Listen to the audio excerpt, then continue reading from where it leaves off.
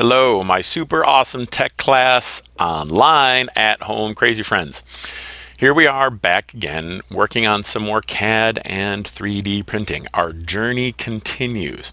This is a really important lesson. They're all important, but I think this one's extra important because today we're going to talk about bad builds.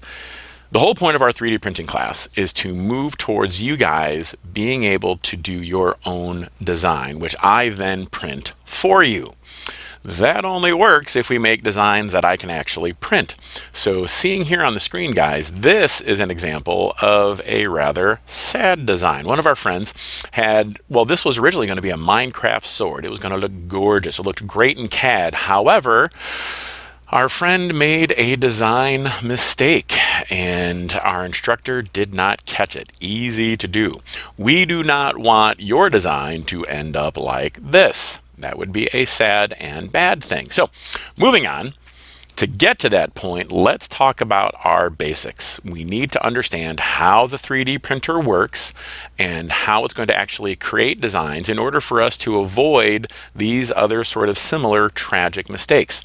As we've talked about before, to understand 3D printing, or in this case, our fused deposition modeling, additive manufacturing, is to follow the filament. If we can understand the journey of the filament, then we have a better understanding of how the 3D printer works. And if we understand how that printer works, then we know what it can, but very importantly, what it cannot do. Our filament begins in the cartridge. Then it travels through to the extruder and ends up on the print bed. Let's see that illustrated here a little bit better for us now. Our 3D printer, we talked about before. To understand how it operates, we want to follow the filament. Follow the filament as our printer goes through the process of making something like this. So this was made out of our filament. Let's talk about the basic process.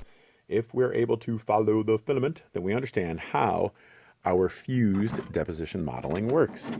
So on this model printer, here is our cartridge. This is our filament, and look at how thick the filament is here. So we follow the filament. It starts here and it runs up and through this guided tube here, goes all the way back there then, to our extruder. And we see then, this here is the nozzle. That is where our filament comes out. And when it comes out, it then ends up on our print bed. So the extruder is going to move, this extruder moves in the X and Z axis, and in this case, our print bed moves in the Y axis. When the filament comes out of the extruder, it's actually just this thin. So look at our process here. See how much thinner that is as well. And that is what goes into making these super fine, small layers on, in this case, our Donkey Kong. So to understand 3D printing, we follow the filament.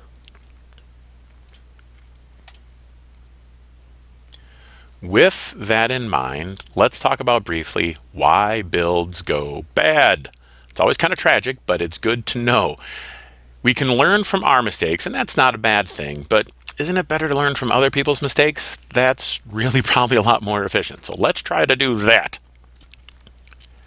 A lot of these are really variations of the same issue, but we can describe them a little differently to put them into context. So we're going to talk about these in the upcoming slides, but I want to name them now. So one of our first ones here, big problem is the overhang. The overhang. And we can also describe that as an unsupported element. And that's really what a lot of these are. But we're going to talk about that. And then just gaps in general. Gaps, not our friends. So let's dive right in and see what other folks might have had some problems with. Now, this was a design done by one of our students at one of our other schools a few years ago. A lot of it was really, really cool, but our friend did not understand about the unsupported element. So if you see right here, this part is not touching the print bed. It's not touching the work plane. Think about how our 3D printer works. We've talked about it before, where we build by layers. We build by layers. So if we were trying to build a 10-story building, we wouldn't build the 10th floor first. We would have to build floors 1, 2, 3, 4, 5, 6, 7, 8, and 9. If we tried to build the 10th floor first, what would happen? Crash! It would come crashing down. Same way here. This is not something that our 3D printer can actually make. This had to get fixed. And this is what it looked like when we actually fixed it. So notice now that same element is now flush with the work plane. This is a really, really important thing that I cannot emphasize enough. This is probably the most common mistake that a lot of our texters make, and one that we have to overcome. That's really, really pretty important. So we're going to go back and forth from bad builds to skills. So right now, go ahead and make sure that we have Tinkercad opened up. And I want to work on, just practice, just warming up here, our work plane shift. A lot of you know how to do this, but it never hurts to have ourselves reminded for it. So let's take a look at shifting our work plane. Okay, all my Texture 3D printers. This is one of the simplest, but one of the absolute most important CAD skills that we have. We're dealing with 3D printing. So 3D, as we remember, is 3 dimensions. So it's up and down and side to side, but also then front to back. We need to be able to look at the sides and the back of something. That's the luxury and the basically sort of super awesomeness of 3D. So what we're going to work on right now in CAD is our work plane shift. Now this big blue square, remember, this is our work plane. This is the analog for the print bed on the printer. Anything we put here can get printed. So we're going to put things here that are going to get printed in 3 dimensions, so we should be able to see them in 3 dimensions as well. We played with this a little bit, but I want to focus on getting your work plane to turn around. You are the master of this domain. Whenever you want to go back to the beginning, by the way, always click on the house to go home. Now the way we do this with your mouse, right click, not left click, but right click and hold down, and you can spin and wiggle this bad boy however you please. In addition to that, if you want to left click, you can go on to this cube here, and I'm going to left click and hold it down, and you can also likewise wiggle the work plane. Now we're going to see what this looks like. Let me drag in one of our shapes. We have our friendly handy dandy box. Now I want to look at the back of the box. There we go. Back side, up and down, all around. This is the most vital skill you can have when designing something in CAD, the ability to look at it from all directions. I want everyone to work on wiggling their work plane. Okay, so that's pretty simple. If you need to, pause the video now, make sure we have Tinkercad opened up, and I want to see you wiggle that work plane in the same way that I did. Now I'm going to count down from 5 before moving to the next slide to give you plenty of time to rush to the remote or click on the right button to stop the YouTube video so that we have Tinkercad open, because we want to really sort of intersperse a lot of our work here. So 5, 4, 3, 2, 1, and moving on. So with that said, let's look at some more bad builds. And here's a pretty great example of unsupported elements. Looking at these 2 jet fighters, and this broke my heart when I saw it, because whoever designed this at one of our schools put a lot of thought into it. It's creative, it shows a lot of good CAD skill and design. However, it shows that they didn't understand how our 3D printers actually work. So I'm going to give you a second. Look at this picture and see if you can't shout out to mom or dad or just the room there, why would I not be able to print this? Why would this go badly? I'm going to give you guys a second. And if you said, looking at these wings, they are unsupported, you would be absolutely correct. So back to what I talked about before. If you were trying to build an apartment building, and you tried to build the 10th, this is an example, trying to build the 10th floor first. Is there anything underneath here? No, the filament would come out, and that's where it would end up like that. It looks like a bunch of melted spaghetti like we saw on that first screen. So really kind of sad. We don't want to have that. Another one here, another one, a part of our bad builds is the person had the right idea. They didn't want to have an unsupported element, so they lowered what looked like this arrowhead. And unfortunately, this still counts as an unsupported element, because that's still going to go into and be sent to the 3D printer, and it would try to print this. It would try to make the unsupported elements. There's a workaround for this, but it takes getting creative with negative space and holes. We're going to talk about that at some point, but right now, know that nothing can be below the work plane. This is a bad build. This is something we could not make on the 3D printer. If we get a design from you guys like this, I'll have to shrug my shoulders and say, yeesh, you got to make something else, guys. So moving on, let's take a little break and go back to our basic CAD skills. So let's take a look at this and practice this as part of our warm-up as well. All right, super awesome CAD 3D printing crazy friends. We're going to do a new skill. Now, I know you already know how to do the work plane shift. That's easy peasy, where we just right click and wiggle wiggle.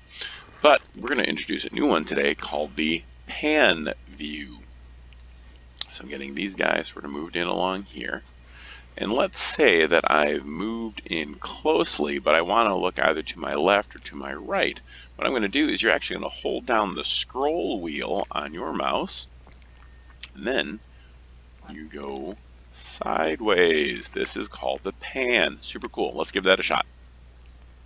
Okay, so like before, make sure you have Tinkercad open, and I'd like you to try to do this. You need to have a mouse in order to do this. If you're just using a touchpad, it's not going to work. On some touchpads, you can use 2 fingers. That might work. It depends on which one you actually have. So the most tried and true, scroll wheel with a mouse. If you're able to do that, please do that now. If you need to pause the video, go get a mouse, do something else, get a drink of water. That's fine. This is a good time to do it. I'm going to count down from 5 before moving on to our next slide and try to get this skill before we talk about our next tragic 3D printing design mistakes. 5, 4, 3, 2, and 1, and moving on. So with that in mind, our next bad build. So this was a young man, and this is a pretty good design. I like this. A lot of people make signs and things for themselves, which is pretty fun. So this was done by a young man named Jacob. Loved him some Dunkin' Donuts. This looked great. So it looks good from here. However, look at this. We have our infamous gap. It is not touching the work plane.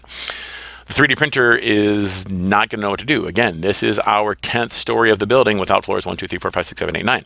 So this is a bad thing. So it looked good from that other angle, but you got to look at it from here to make sure that it is actually touching down. All right, moving back on, moving and grooving for our skills. We've done this a little bit. Some of us did this in our face-to-face lessons. It's good to be able to see this as well and practice.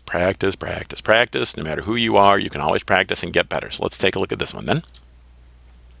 All right, crazy friends. Our next new skill is called alignment, and I think you might be able to hear line in alignment, and that kind of gives it away.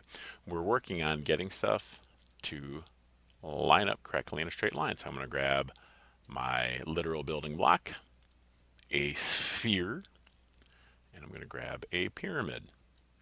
Now these are in kind of a line, a diagonal, but not the nice clean line I would want. So the first thing I want to do is I want to get a temporary group here. So I'm going to grab my little cursor here in space, and just like before, I'm going to click and I'm going to drag. Look at my dotted line box, get around all these guys. Then I'm going to go up here to this symbol here where it says align. Click on that guy. Look at these black dots. Now don't press on the black dots, but put your arrow over them. Just putting them over them, and you see your options for how we can make these things get in a single line. I'm going to go for the center one right here, and bam! Now my objects are aligned. That is a perfectly straight line, a handy skill when we are making stuff in CAD. Let's go line up some stuff. Okay. So with that said, friends, let's look at this. Now I'm going to have this video here. This little one is going to be running on a loop. So you see where it's there in outer space. So I clicked and I drag for our red dotted line box, and you got to pull that box over everything. And then notice where I go, that is the symbol for alignment. And then that's where those dots are. And that's it. That's all you need to do. Now watch, this is just going to run on a loop because it can be a little bit odd. So I'm going to let it go probably 3 or 4 times at least. And if you need to pause a video, pause a video. This is just running over and over again for you to see. It's going to be the same thing. So here again, Give it a second, it's going to start over. I have the cursor in my mouse in outer space. I'm going to click and drag. I'm going to hold down that left mouse button and I drag that red dotted line box around my things. And then you've got to see where the align button is. And that's all there is to it. Let me let it go one more time and take a look at it here, friends.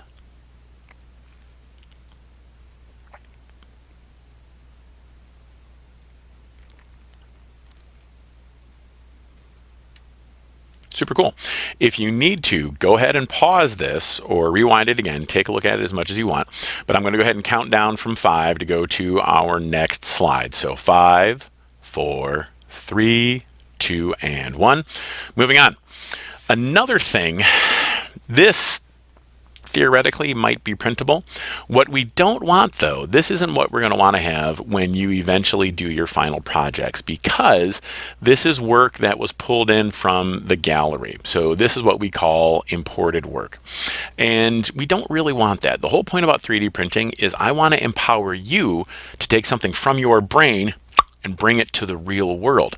If you wanted to get a piece of plastic that somebody else had made, well, that's what all your toys already are. The dollar store is filled with otherwise useless pieces of plastic that someone else thought of. And this isn't about just having something that you think looks cool that someone else made. You can already buy that for $1 and things. I want something that you have created and that you have made. So we do not want to have imported work. We want the things to be original from you. It can be challenging to create, but it is ultimately super rewarding, and that is vitally, vitally important for us. Looking on to another bad build, I'm going to leave this to you guys. Why is this bad? Why would this not be printable on my 3D printer and potentially drive Mr. Ray super duper crazy? I think you can understand. Unsupported elements. Unsupported elements are the enemy, so we don't like that at all. Looking at this one. Now this is actually printable. So it's a little different than some of the other ones. However, it is not a good use of filament. It is inefficient. It's really if we think about it, it's just a brick. It's just one solid structure. And I've had friends print something like this, and that's cool. And this is all about your creation, and we want you to do you for this. But I think that using our CAD skills, as we begin to develop them, you're going to be able to get a lot more out of your own creative processes and your brain. I'm going to talk about how we fix that here in a second. Before that, though, I want to look at a related problem, same sort of house. So looking at this, we see the dreaded overhang. So we made a house. We've done this sort of exercise before. The roof is nice and level. However, nothing holding this up. That is not to say, however, we couldn't build something that looked just like this. We would need to do it creatively. So the way then that we would fix that is right here. So we would take the roof and simply use it as a piece to assemble later. Right now, this roof completely flush and completely touching the work plane. There is no unsupported element. And then looking at our base here, it's not just a solid brick. We used our negative space. We're going to talk more about negative spaces next week because that is a super fun, empowering skill. But we see that this uses less filament, prints up faster, is clean, no overhangs. This is rocking and rolling. Moving on. Here we are, the temporary work plane. For my friends that did the face-to-face with us last week, a lot of us got to do the temporary work plane. And we've talked about it before, but it cannot be practiced enough. And to see it in this sort of context can be useful and it can be helpful. So practice, practice, practice. Let's check this out. All right, superstars. Next, brand new funky skill. So I'm going to grab my literal building block and drag it out here. Now, if we are going to build a house, one way to do it, and we've done this before, so I have my box, I'm going to grab a roof, and one way that we've seen how to do this is to go by this black arrow here, and then I lift it up, but I hope I get it to the right height, and then I drag it over, and, well, that didn't work terribly well, did it? No. So, we can then eyeball it and lower it down, but what if I told you there was a better way? Because there is. I'm going to get rid of this roof now. What we're going to use is a new work plane. So notice right here, this says work plane. Anytime I drag any shapes out, they appear on the work plane. They're always flat on that blue square. Well, we're able to move that. We're able to have a temporary work plane. If you look up over here, work plane, I'm going to click on this, and now look what kind of funky and happens. I can, notice where I have this little white box. I'm still holding down my mouse, and when I let go, bam! All of a sudden, still says work plane, but it's turned orange, and now it's on top of the box. Watch what happens when I drag my roof out now. My roof is now automatically on top of the box. Now to get rid of this, I'm going to click on work plane and drag it over here just sort of outer space and go bloop. And then we are back to normal. So this is a new fun way to stack things. Watch, I'm going to do the work plane now right here on that roof there. And what happens if I drag a cone now? Well, that's starting to look a little funky, isn't it? I'm going to do my work plane on the other side. And let's get this paraboloid, how you want to say that. And now we are getting crazy. So what I want you to do, first, make a house, then we're going to get funky with the work planes. Go at it. Okay, rocking and rolling with the temporary work plane. I want to take a second here, and again, this is going to be like before. This video is just going to loop. It's going to be a real simple one because it can be easy to lose track of where that work plane button is. So watch what we're doing on the screen, clicking on the temporary work plane. Then when you drag it to the shape, the side of the shape we place it on is where the new work plane is. I'm going to let this one loop a couple of times and sort of narrate around with it. So watch our cursor going to work plane, click, drag that bad boy down just like that. Pretty handy. And then going to do it again to go on to another side of the pyramid. And then when we drag a new shape, it's going to be right there. So let's go ahead and do that. I know for our friends that when we did the face-to-face lessons last week, you had a chance to do something funky on a sphere. Let's do that again. I want you to make a crazy chain using the temporary work plane. Let's go ahead and have that. If you need more time, go ahead, pause the video. I'm going to count down from 5 so you can race to the Roku remote and hit pause as we're going forward. So 5, 4, 3, 2, 1, and moving and grooving on. Another thing we want to avoid when we're doing designs and things the printer cannot do. So we cannot have letters or shapes on the sides. The reason why is, let's look at this. So where it says cannot print, look underneath these letters here. Those are unsupported. If we're ever going to print anything, the best way to do it is to flip it onto its back. So at the top here, we have it nice and flat, no unsupported elements. Here on the side, all unsupported elements. That is a bad thing. Here we have, friends, this is a design that one of our students had done at one of our other schools. And it was when we had to go back and say, friend, this we cannot print. I'm just going to call this nope. So we have unsupported elements, not touching the work plane, not even touching each other there. It was interesting. It was kind of creative. I don't know if our friend was going for I don't know if this was supposed to be a moon or the Death Star from Star Wars. Either way, oh gosh, that was a sadly unprintable design. So we went back to the drawing board and they made something cool. This one, I thought it was cute. It's adorable to see in CAD, but cannot print it. This one, I like its creative whimsy. It's sort of a cuboid duck or chicken, but as we see, unsupported elements. We could not print this, as delightful as it is.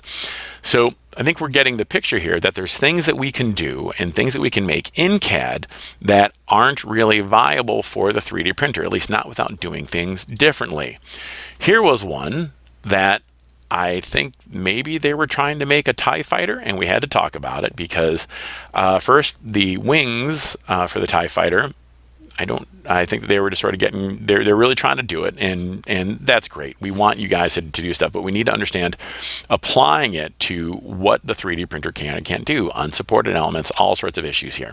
So that one ended up having to get fixed, and that was a viable redesign by our friend. This is another one where I just saw it and I said, oh my goodness, it hurt my brain.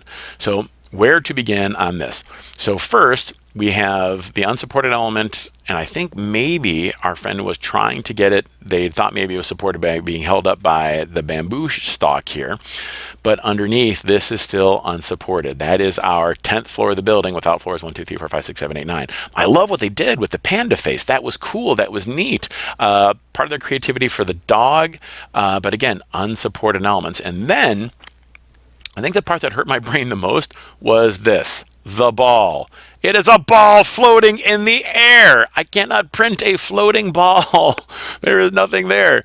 It is not, we can't make it levitate. This one definitely hurt my brain when I saw it. So we had to make some adjustments. The little doggy went to go live on the farm. We got rid of the ball, and then we changed the arms. Now, you may look and you are correct in saying, well, isn't that a little unsupported? Those arms are sort of up at a diagonal. Our printer can handle that a little, but as a design element, I usually like to discourage you guys from that sort of thing. But this is one that we were then able to print, and it came out great, and so we gave ourselves a big yay, super fun that way.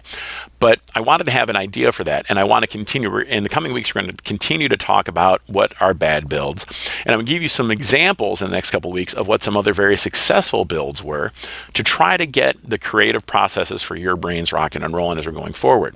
Now, the last thing I want to do today is combining our temporary work plane and our alignment skills in order to make a house. Again, some of us did this last week a little bit when we did the face-to-face, but it's nice to see the process laid out in front of us here.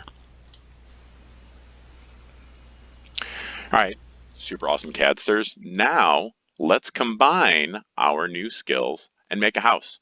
So I have my handy dandy building block. Now I'm going to get my work plane, which we were just working on, and I'm going to get my roof. Now, my roof is at the right height, but it's not exactly where I want it to be, is it? Let's get rid of our work plane now because we don't need that. So I could just click on the roof and try to line it up, and I could probably do okay with that, but there's a better way. As we know, I can align both of these shapes. So what I'll do now, go out here in space, click and drag my funky box. And now I'm going to go up here to align. Here I am. I'm going to click align. There's my black dots. There's lots of black dots for me to play with. And if you do something wrong, remember, we have our super awesome, helpful, magic undo button. But hopefully we won't need that. So I'm going to go to this black dot here and click. That gets me closer, but not where I want to be. So I'm going to go to this black dot here and click. And now I have made a house. That roof is directly where we want it to be, and it is properly aligned at all four corners. Let's go ahead and make a house. After you've made a house, go nuts and make everything else. Okay, so I'm going to pause our video. Actually, I don't need to pause it right now. This is the end. I want you to make that house, though. Go ahead and go through that process. If you need to rewind to look at the temporary work plane skills and the alignment skills, do that. Make the house so that there's no gap and there's no overhangs. And then go crazy and start making some other stuff. We're really getting some skills where we can start to unlock that creative awesomeness that is in your brain. And I want to see that. I love seeing that for you guys. Let's go ahead and have at it. And I look forward to seeing some of you guys face-to-face for our lessons as we come up online with Zoom this week.